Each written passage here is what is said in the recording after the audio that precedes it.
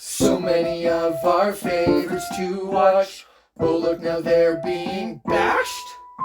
I guess that's what we should expect on the Bullied Nostalgia podcast. You guys ready? Born. Did you say you're bored? No, I said I'm born. I heard I'm corn, so. You're born. Good, great. Born. I'm corn. Corn. On the cob corn. Okay, here we go with that. Hello, everyone. Welcome to the Bullied Nostalgia podcast with John, My name's John. Chance, Hi. and Kylan. My name's Kai.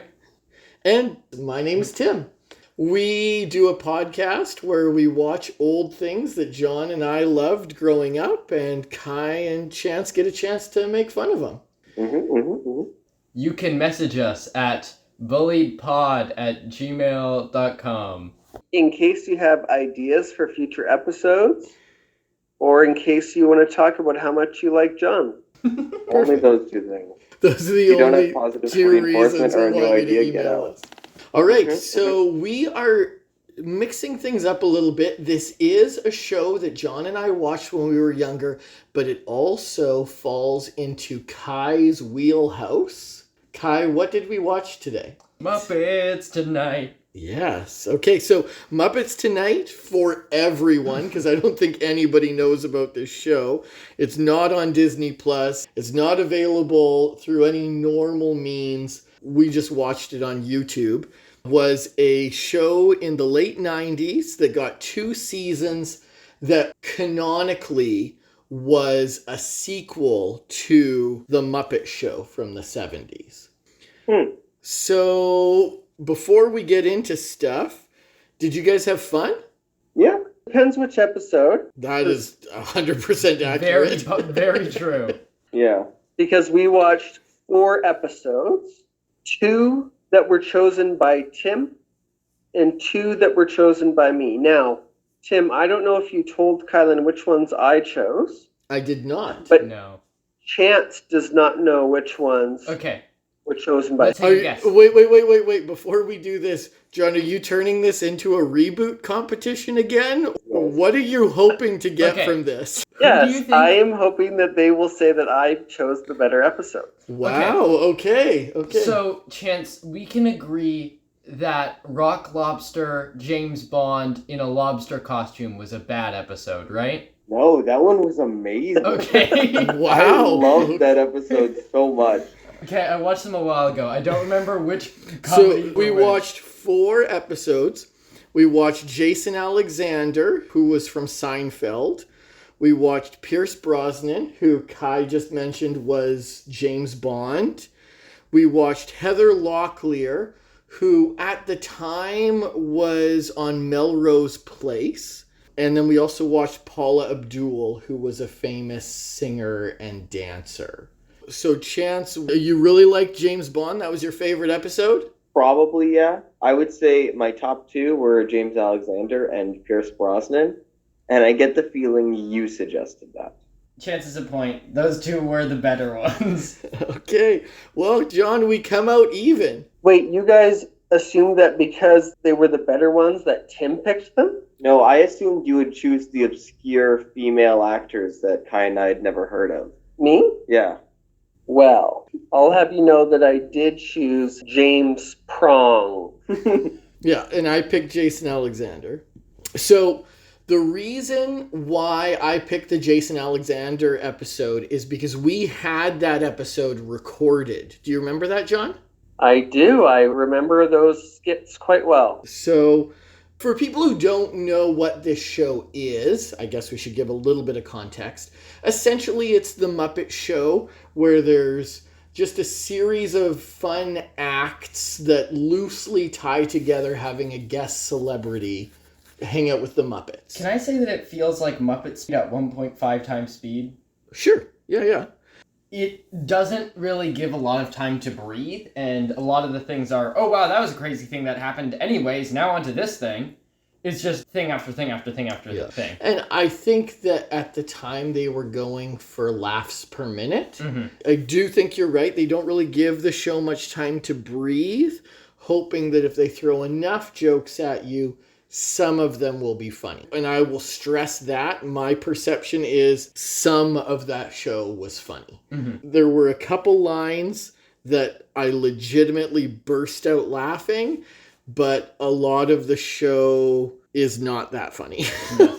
That was kind of the consensus I came to, at least with our watch party. That's what I noticed, is that it was a fair bit of silence for most of it, and then there'd be one or two jokes where there'd be laugh outbursts. I don't know if you felt the same way, John. Yeah, I think there was definitely episodes where I laughed more than others. We can get into the jokes later. So they all picked Jason Alexander and Pierce Brosnan as their two favorite episodes. Did you feel the same way, John? I did, yeah. I was pleasantly surprised by Heather Locklear. There were a couple jokes in it that I did not see coming, but the Paula Abdul episode was a bust for me. I felt like that one was not very good. Yeah. So the big difference between this show and the Muppet Show is that... Hold on, do people know what Muppets are? The word Muppet sounds a lot like puppet. I will Because give you Muppets are puppets. Thank you for bringing up the question of what a Muppet is, because we've talked about Muppets so much. Kai and I have watched some documentaries on Muppets in the last couple months. Fair to say that we know Muppets more than the average person. So the Muppets were puppets that Jim Henson gave life to, and over time his opportunities would grow and he would give those Muppets to various different TV shows and programs.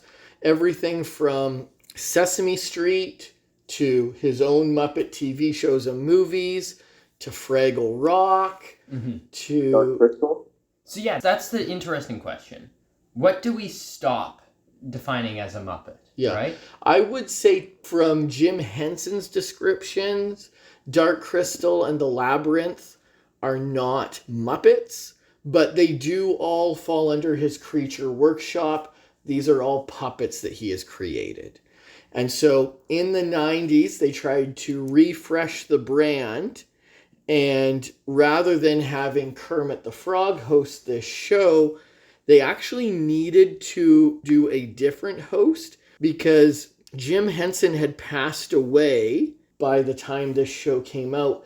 And he was very clear that he didn't want Kermit to host the next show. Instead, they have a new Muppet named Clifford, who is the host. Let's be clear here. Their choices for hosts are very weird. They've got a pink guy. Clifford. He's mostly normal. But then they also have a guy and his pet monkey, who is his friend. And those are like the main characters. Johnny and Sal. I don't really know what their job is on the show, if that makes sense. Yeah. They're just... Still has reoccurring characters, Yeah, essentially. yeah. The reoccurring characters that are my favorite are the elephant and the prawn, though. Pepe the King Pepe Prawn. and Ronald, or whatever their names are. So Pepe actually was invented for this show. Which is crazy, because he gets used a lot. Yeah, later. so he becomes a very popular Muppet after this TV show. And they have a reoccurring bit where they sing the same song over and over again. For Pepe and Ronald, and we're two of our guys. Yeah, that's the one. And then they don't have any lyrics after that. Yeah. I'm good conscious. I'm bad conscious. We're two of a kind. Yeah, they always cut them off before anything else happens. Yeah, sometimes it's just like, we don't have anything else after that. Yeah. So the reason why I really like the Heather Locklear episode, you guys, is there's a stupid skit where she plays the queen of the bees, and there's two dumb pigs, and they say that they read this Jane Austen hard cardboard on the outside with soft flat stuff on the inside. And she's like, "Oh, you mean a book?" And they say, "No, a pizza." And it's the stupidest best joke I've ever heard. I don't understand him. He was laughing so hard. We rewatched it like 3 times. You were laughing too. Alan was probably laughing at you laughing. Maybe. A Jane Austen pizza. Jane Austen pizza. I feel like I have to mention my favorite thing that I witnessed today, and that has to be the end of the Pierce Brosnan episode. So Pierce Brosnan goes undercover as a giant shrimp because a bunch of shrimp terrorists have taken the studio Were they hostage. lobsters? Yeah, they're rock And lobsters. so to beat them, Pierce Brosnan beats the crap out of them while they're serenaded with music about Pierce Brosnan beating the crap out of shrimp in a shrimp costume. And it's so stupid and hilarious. There's a part where Pierce Brosnan breaks out a giant slingshot that shoots alarm clocks that is apparently very painful at point blank range. So literally inches from this shrimp, he just domes it in the skull with an alarm clock, and I burst out laughing. I loved that. It was terrible and glorious all at the same time. Just a wonderful thing. I don't feel like we've given a really clear picture of what a Muppet is. Oh my goodness. It's a puppet. It's a puppet you stick your hand in, Let and it's him made talk. of felt. Okay, John, tell us what a Muppet is. Well, I just feel like puppets can look like a lot of things. Some of you might know some of the more popular Muppets, such as Kermit the Frog, which is a green frog, Miss Piggy, who is a pig, He's going Val to go the on Bad for like Bunny. an hour. Who's a 6-foot-tall gargantuan monster with rabbit ears who devours dogs on live television. Behemoth is a big hash brown. He's got eyebrows. Sweetums is a ball of hair with a mouth. We're not just naming Muppets now. New Zealand is a guy in a clown outfit that That throws throws a fish. boomerang fish. Okay, I was trying to be helpful to people listening. We don't believe in that around here. Don't worry, John. We're being helpful for sure. I just feel like we dumped into this episode assuming people know as much about Muppets as we do. You mean the $1 million Disney Corporation? Yeah, I mean, Muppets have gone through a lot. At the time of Jim Henson's death, he was negotiating the purchase of the Muppets by Disney, hoping that they would continue to share his creations with the world past his death. Unfortunately, his death derailed that purchase, and it would be over a decade before Disney actually followed through on buying the Muppets. After Jim Henson's death, it really struggled to get their footing, and shows like this tried and failed to make the Muppets popular. It wasn't until the early 2000s that Disney purchased the Muppets, and then they wouldn't even make a Muppet movie until they were tricked into doing it another decade later. But we won't get into that stuff right now. If we ever decide to do a Bullied Nostalgia for Chance or Kai based on one of those newer Muppet movies, we can talk about those types of things. The episode with Jason Alexander has a number of skits that live rent-free in my brain, and so I want to talk about them. Number one, the Pigs in Space episode, where they have that supercomputer, HAL 1995 plus tax. The stupid joke when she's showing off how smart the computer is. Miss Piggy says, "What's 2 plus 2? And he says, processing.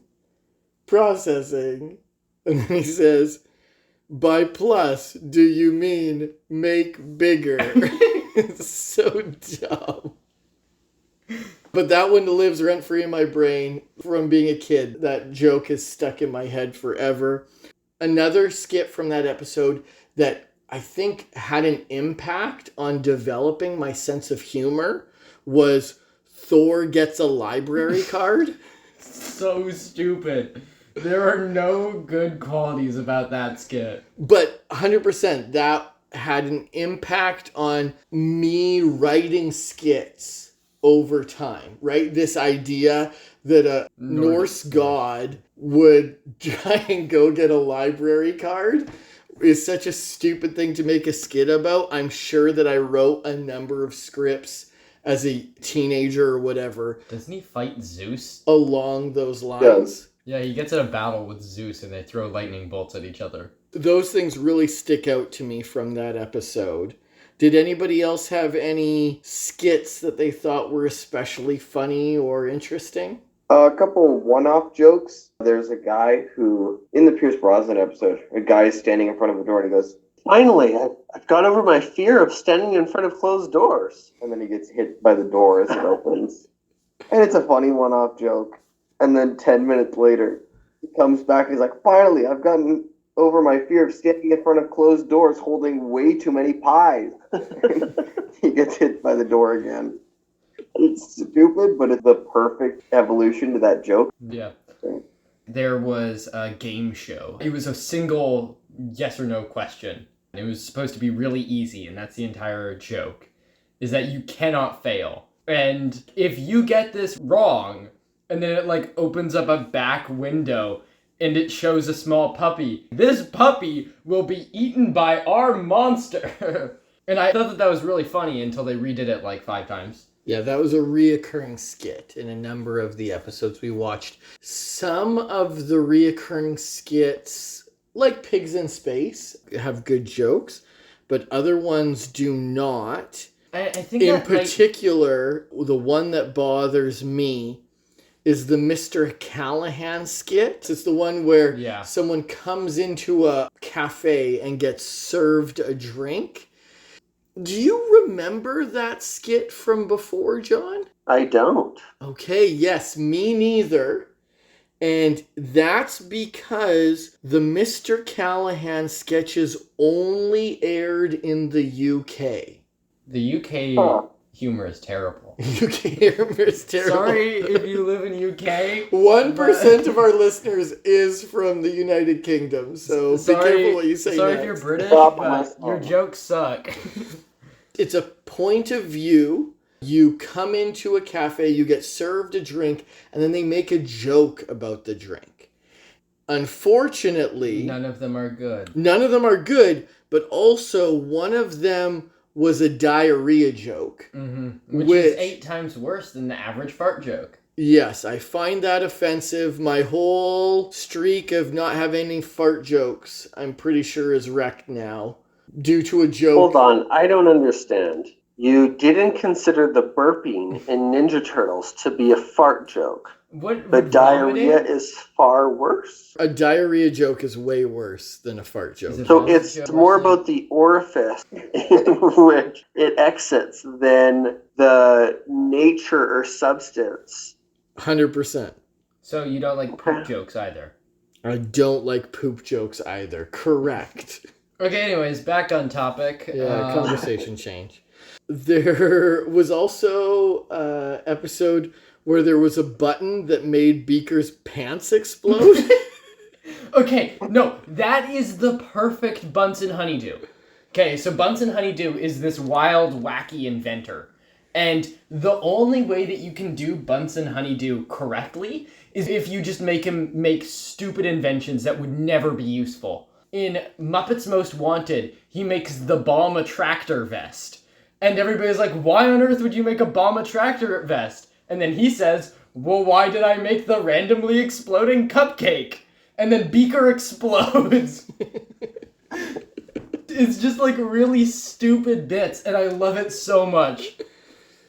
I think the way that you do a good returning gag is if you make it adaptable. Make it so that you can change what the skit is about. Pigs in Space can be about anything sci-fi related. Whereas Stupid Callahan is just, I give you a drink and then I sing and it's awful. Yeah. Kylan, do you still have Professor Honeydew Lego? All 5 of them? I don't think I do. Do I? What? It's not here. I gifted you like 5 of them.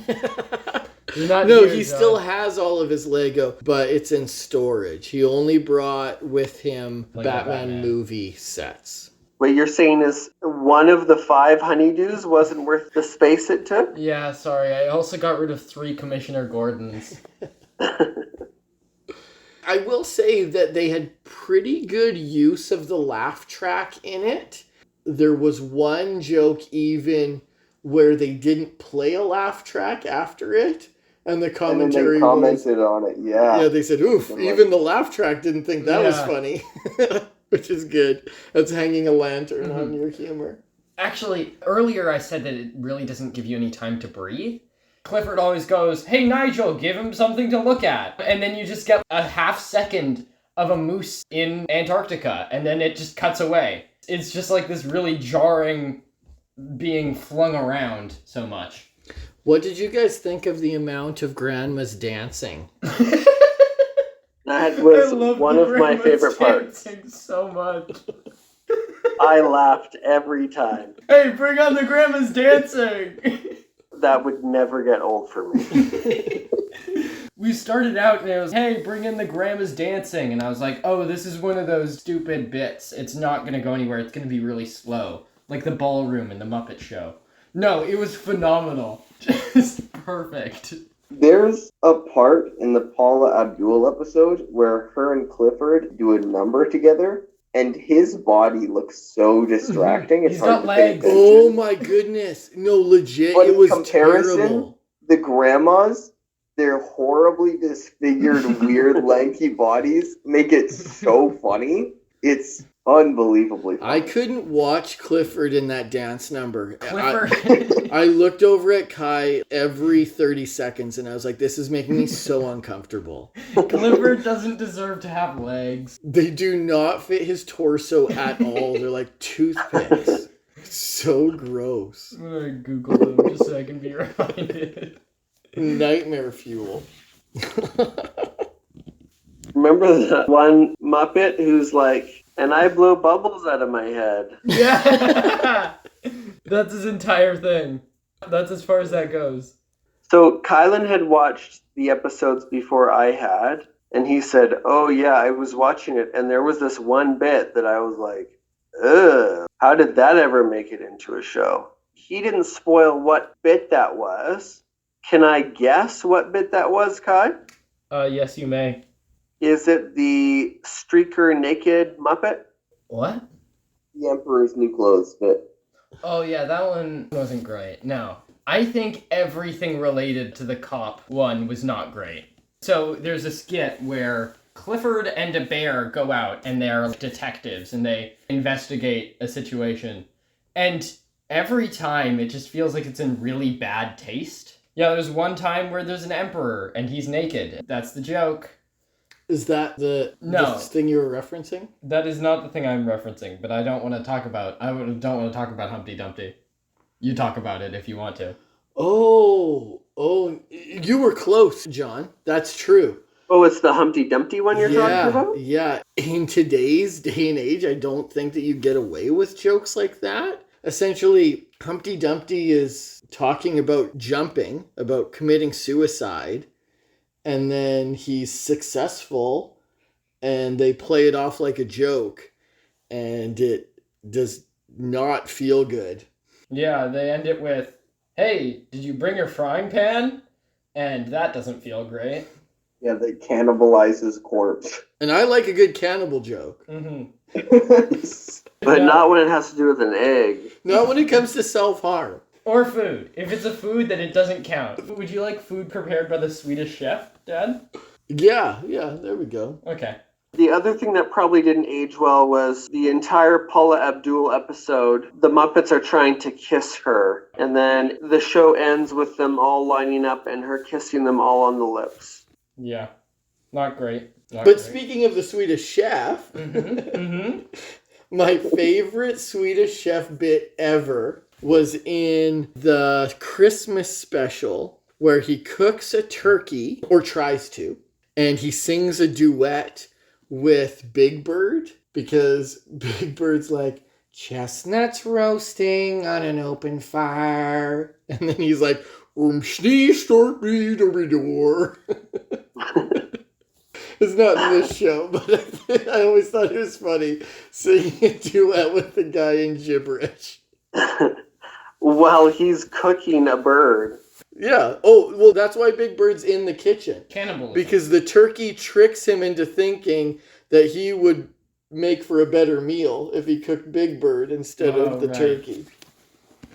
So this TV show is weird. I felt like it was one of those like Muppet puberty shows.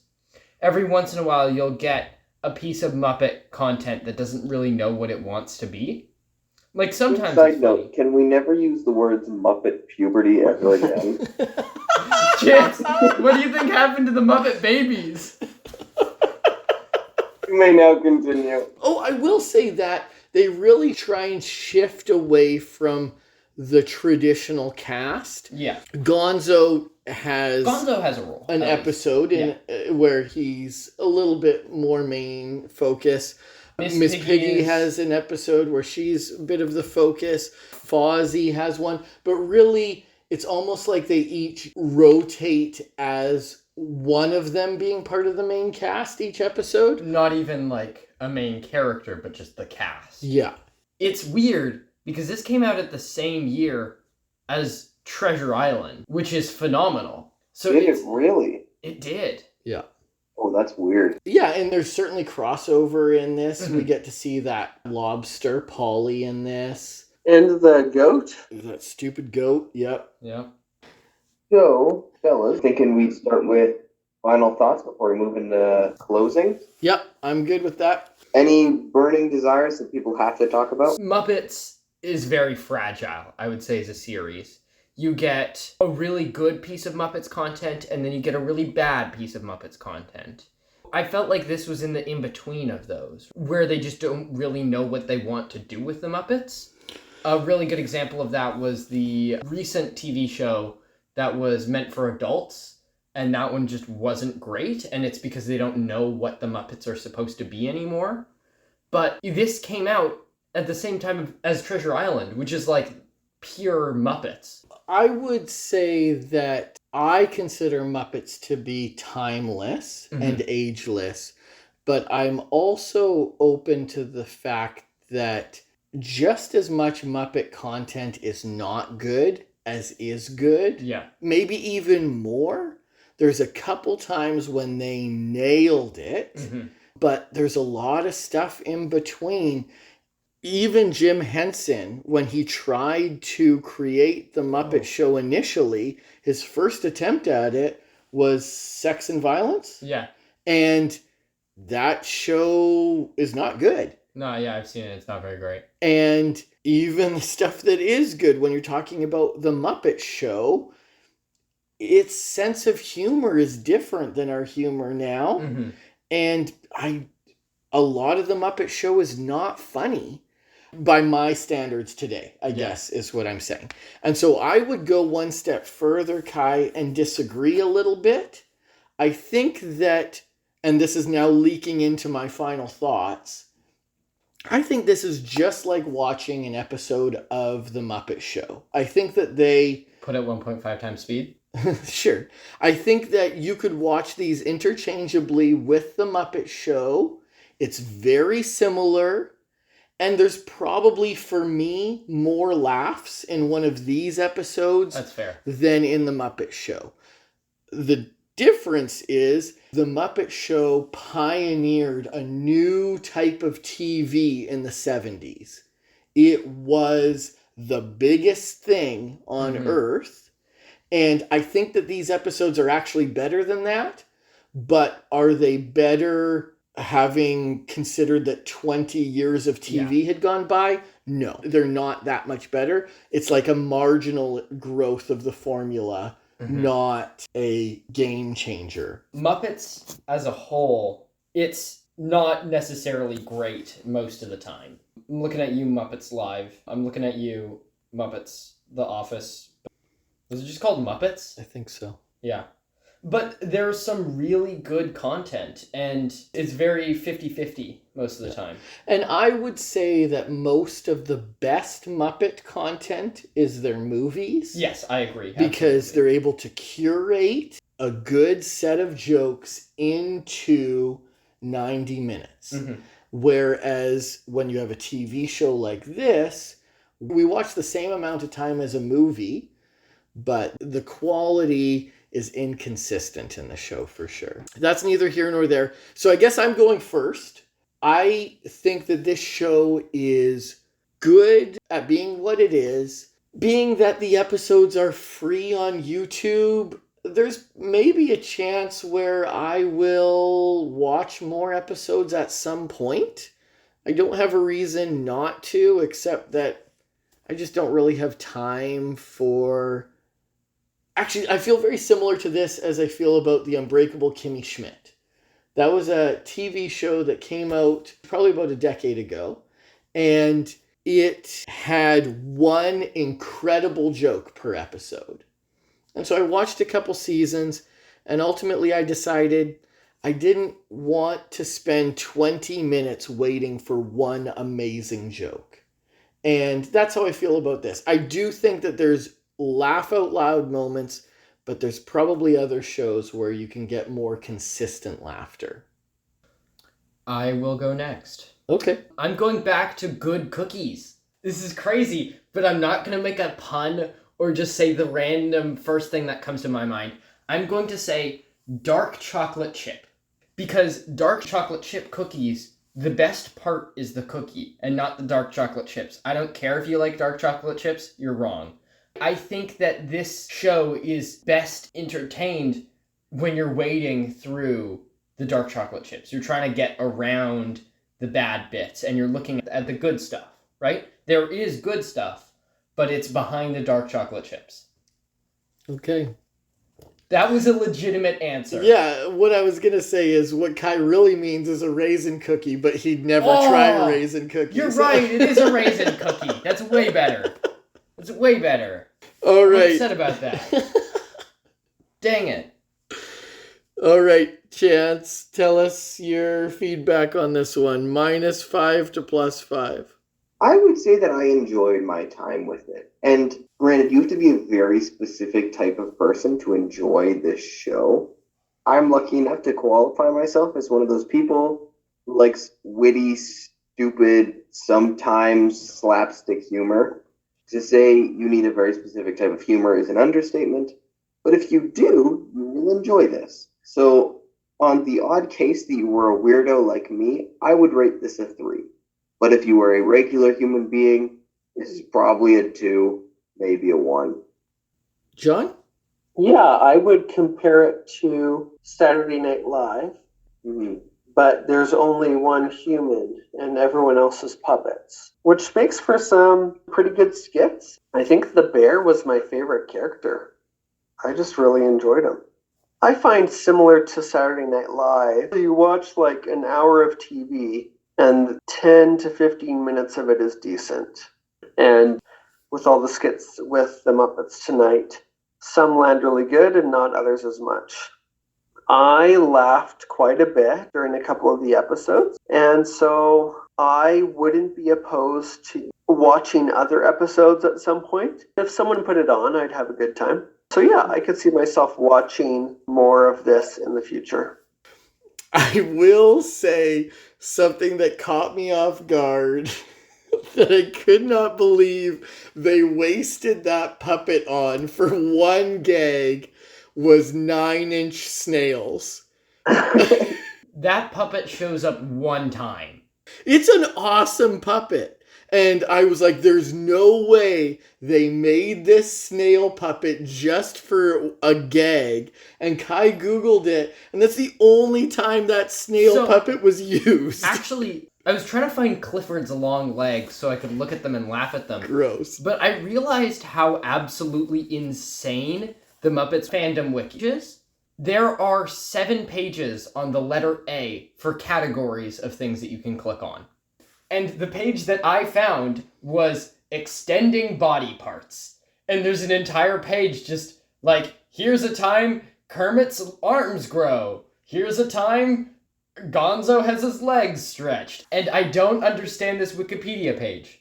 There is one on snails, I can tell you that much. John can tell you about Land Before Time Wikipedia pages, but that's where that stops. Okay. Well, Oh, now that actually- we're on the topic of Land Before Time. So here, I'll read off all of the articles that No, come up when I that's type fine. in snail. There are 6 of them, I think. Snail, snails, the snail, 9-inch snail, Simon the snail, Alicia the snail. And then there are like And they're all episodes. different snail puppets. I like how there's a difference between snail and snails. Yeah, so I'm gonna see if they're In case you only different. need one of them. So I do want to make sure that everybody knows that our next episode is season 2 in review. After season 1 in review, I had some conversations with listeners, and they said that they had skipped that episode because it didn't seem like it mattered in the overall runtime of our show.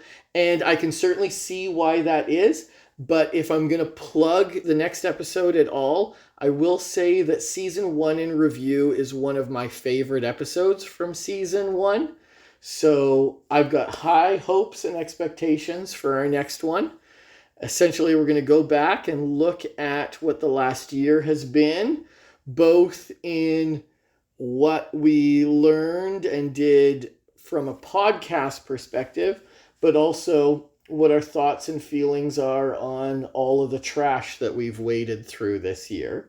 Are you trying to pump people up? Like, should we be making promises about what's happening next episode? Well, I inferred on a previous episode that I'm going to hold Chance accountable to his ranking system. It's Is gonna be that- fun. We're also going to talk about how well the Descendants episode has performed.